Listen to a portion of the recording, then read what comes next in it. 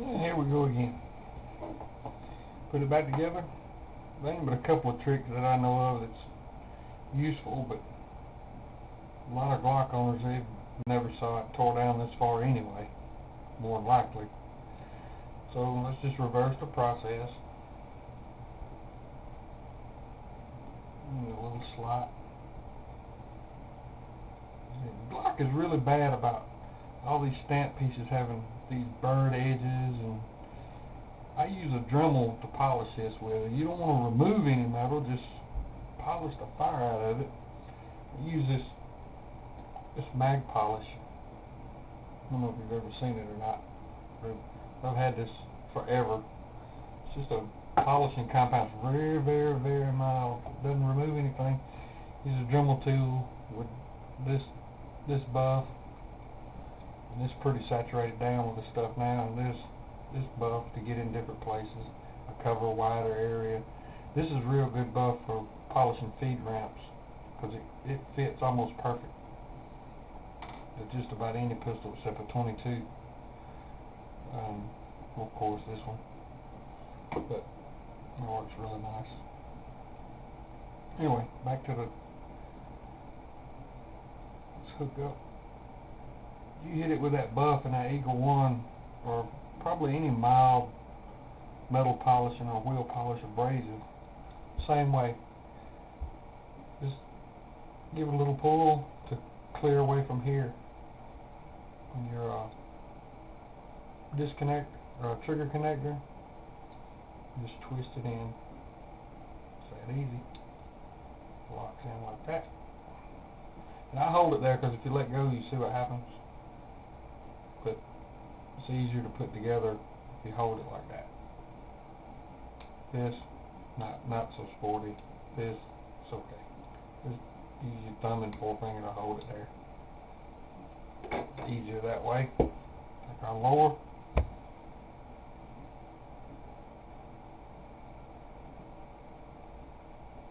Trigger.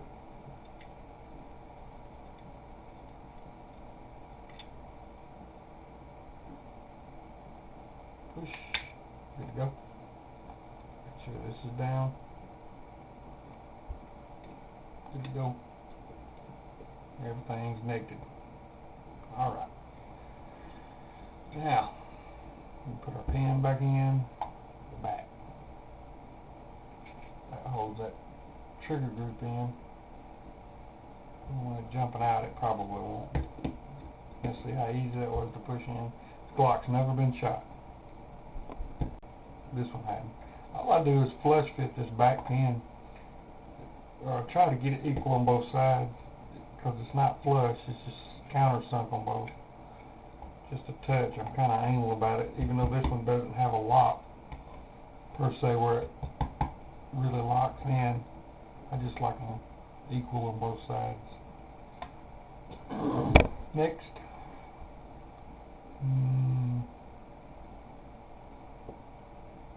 we'll put our locking lug in like that. Let's see. Next, here's that one little trick. Some Glocks you only have one. The first generation, I have a Gen 117, doesn't have this extra pin here. Yeah, just so it was never an issue, but now it's an issue. Put the small one in first, and the reason why is because this one rides on the big pin. This spring tension rides on up under this small pin.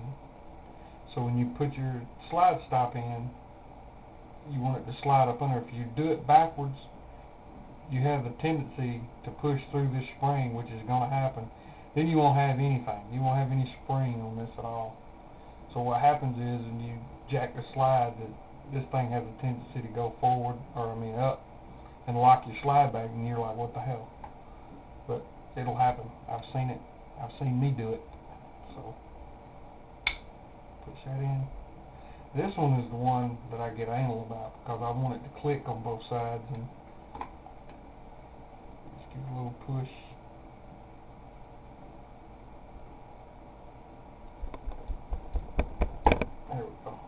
that done. Nope, not even. One more time. Not even. One more time. Oh, too far. No, that was too far. There we go. Now put this in slide stop. Slides up under like that. What happens, you probably won't be able to see it. Let's see. But you'll get cat-eyed on this.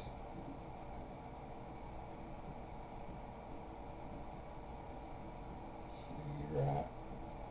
It's hard to tell. But anyway, that hole right there.